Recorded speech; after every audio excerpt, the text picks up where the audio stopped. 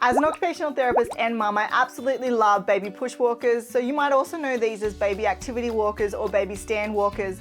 What's great about baby push walkers is they give babies the confidence to start walking independently. Often babies are really happy to cruise along furniture or lounges but lack the confidence to move off the lounge or furniture and start to walk. But when they're provided with a baby push walker, they have that confidence to let go of the lounge and start walking around independently. Having that time to walk around independently using a baby push walker means that they're going to further develop their walking skills and the muscles required to walk, as well as their balancing skills in walking and in standing. In addition to increasing your baby's confidence to walk, it also provides an opportunity to work on their fine motor skills if it has that activity panel at the front.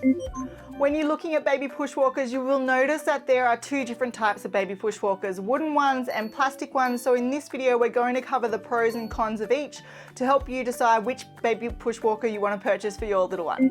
It's important to note that baby push walkers are different to baby walkers. I personally don't recommend the use of baby walkers because they have been associated with risks of developmental delays and safety concerns. If you want more information about that, you can click on the video link above or in the description box below. Before we cover the pros and cons, make sure you click on that free PDF document in the description box below, which covers the developmental milestones you can be expecting for your little one in their first year of life. This will give you an invaluable peace of mind, as you'll know when to be expecting certain skills and when to be concerned. Also, if you want to make parenting significantly easier, make sure you start now by subscribing to my channel and hitting that bell, where you'll learn the tips and tricks I've learned over the last 10 years practicing as a pediatric occupational therapist and being a mum to 2 children. Firstly, let's talk about when baby push walkers can be used by your little one. If the push walker comes with an activity panel and like this, and it's detachable, you can actually place this on the ground in front of your baby during tummy time, and it will provide them with some motivation because it sings lots of songs and it lights up, so it gives them some motivation in tummy time.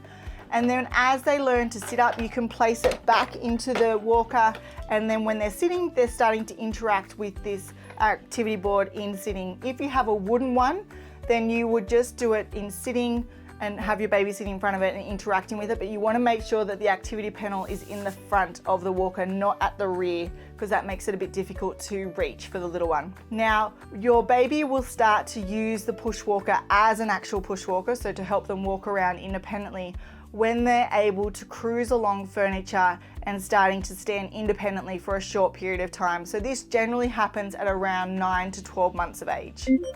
So with plastic push walkers, there are 2 different types. The first one is a plastic push walker, which has an activity panel on the front, and the second one is a plastic push walker, which is a 3-in-1. So it has that activity panel on the front, it acts as a baby push walker, and it also has the ability to convert into a stationary play table for your little one to use.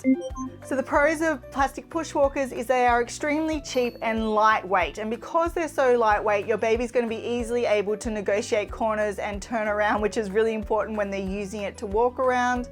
They also have that activity panel at the front, which is often able to be removed and placed on the floor for tummy time and when they're in sitting.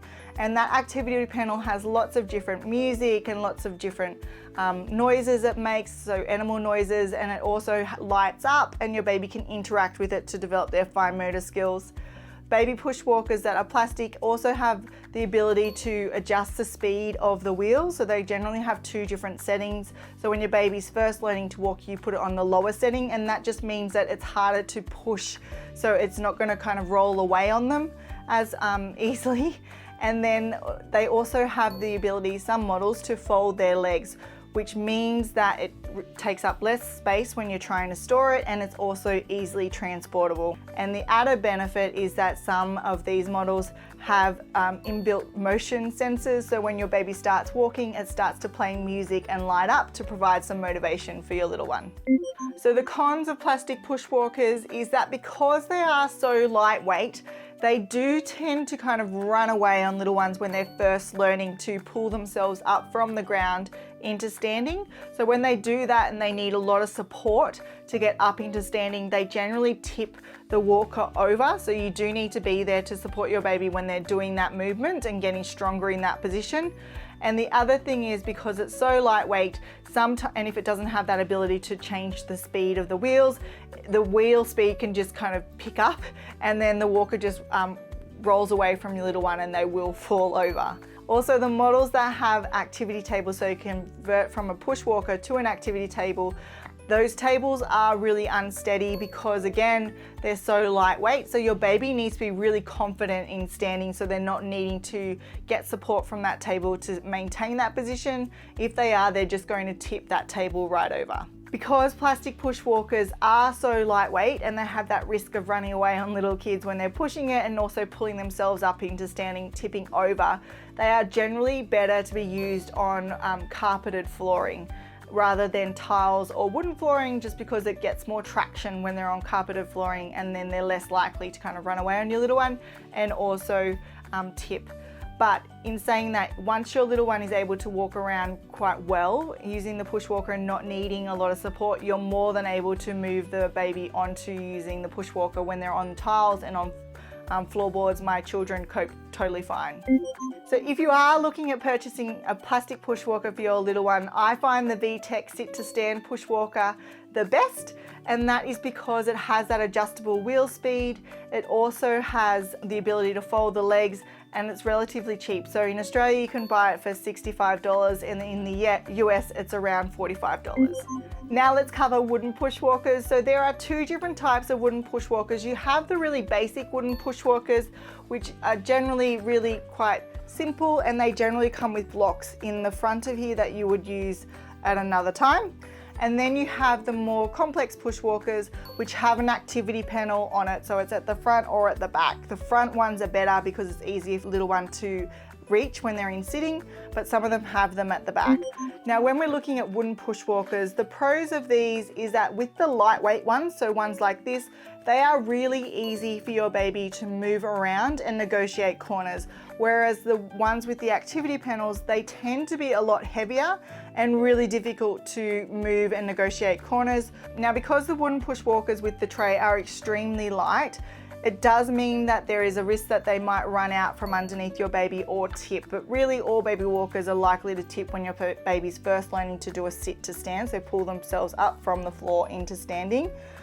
But because it is lightweight, but it has that tray, I generally just put a weight in the front. So I've used 2 kilos of rice bags or 1 kilo of rice bags, and here I've just got brown sugar, but that just weighs it down a bit, so it makes it a bit more stable in the beginning stages when your little one's first learning to walk. But as they get more confident, you can just remove the weight at the front, and then they'll start to put in teddies or kind of blocks or cars or dinosaurs and move them all around the house. Now, the walkers with the trays are significantly cheaper than the heavier wooden walkers. So the ones with the trays in Australia you can buy from around $60, and in the US it's around $45, whereas the heavier ones you can purchase in Australia for around $100, and in the US it's around $65. Wooden push walkers also tend to have rubber trimmed wheels, which will protect your flooring. So when we're thinking about the cons of wooden push walkers, if you've got those really heavy ones, they can only go in a straight line, and then your baby's not able to turn them. So you're going to have to pick them up and turn them around. And if you've got a really compact house with not much space, then that's probably not an ideal walker for your little one to use. Whereas the smaller ones, your baby's going to be able to easily move these around the house and negotiate those corners. The other con for wooden push walkers is that they are not able to be kind of collapsed or folded when they're not in use for storage, so that might take up a bit more space. And if you do get a simple wooden push walker, it doesn't have that activity panel, so it's purely just a push walker. If you do want to buy a wooden push walker, I would lean towards buying the more basic push walkers that just come with the block versus the push walkers that have that activity panel, because I find that when you're really wanting your baby to use a push walker is to work on their walking skills. So if they can't push it or turn it around corners, they're going to get extremely frustrated. Whereas the lighter weight one, which is that really simple, basic wooden push walkers that come with blocks, they're able to move that freely around the house, and you can just put a weight in it initially so it doesn't roll away on your little one when they're first learning to walk. So those are the two different types of push walkers you can get. Personally, I prefer the wooden push walkers with the simple blocks in it, and that is because I think that it has longevity. So basically my 2 and 4-year-old continue to use it, so it's lasted for a number of years, where the VTech was suitable for the first 2 years and then they're no longer interested in it.